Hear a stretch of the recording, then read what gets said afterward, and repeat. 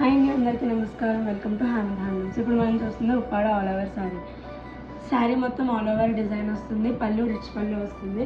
పళ్ళు and blouse contrast వస్తుంది.